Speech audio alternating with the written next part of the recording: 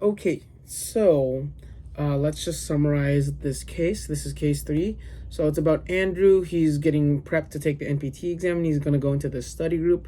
And one of the facilitator members, Dawn, is pressuring Andrew to remember one of the questions because they're trying to build a database of questions from the NPTE.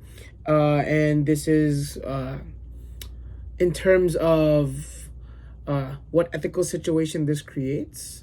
This is going to be more so of a temptation or dilemma where actually I want to say more temptation, just because in regards to temptation, pulling questions from the NPT to create this memory bank to make it easier for us, we're very tempted to take the path of least resistance, which is easier.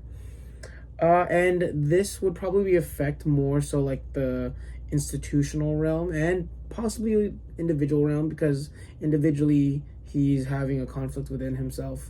And is it the best choice for him to make? Probably not. Institutionally, this is a nationwide exam taken by everybody that's applying for the PTA or PT. And ripping questions from this exam, that could create an implication that, hey, don't study, let's just memorize this word bank. And that could, deviate from the norm of what is expected of students and how much of them are going to be passing. And wow, they're getting a lot of these answers correct, almost as if it's like memorized or robotic and they're not really thinking. So I can see how that could affect that realm. And in terms of legal implication,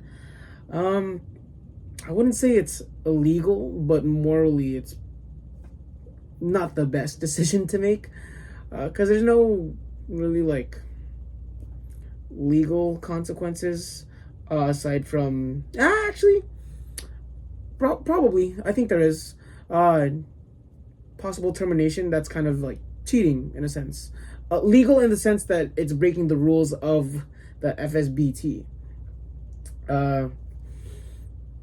I can see how that could be a legal issue in terms of like, hey, you didn't really study and you're kind of just farming these questions. But let's go on to like the ethical conduct for the PTA. So when we're taking the NPT, we're trying to measure the knowledge that we have as PTAs, right? And one of those ethical codes is to do no harm, right? And if we were to get licensed and we don't have that full, complete knowledge stored in our head, and let's say we perform a technique that we're supposed to be very familiar with, and we were taught this skill, and if I mess up or I give the wrong information to that patient, that could be considered as negligence, right? Because now I didn't really study for that MPT. I just memorized the questions, and I'm not really implementing what I studied into practice. So that could be some sort of negligence or malpractice, right?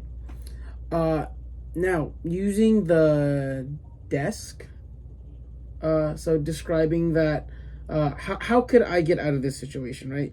So we can say that, hey, I don't really feel comfortable memorizing and saving these questions.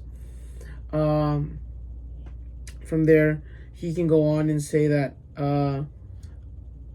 I don't think that doing this is going to give us a one-up in taking the exam. And then for the specificity, he could say that we can just study it for the topics that we're unfamiliar with, because if we get caught describing the consequences now, if we get caught saving a question, that could jeopardize our license as future PTAs, right? And from there, he could just sprinkle in a little bit of how actually studying for the NPT could be a lot more beneficial than farming questions.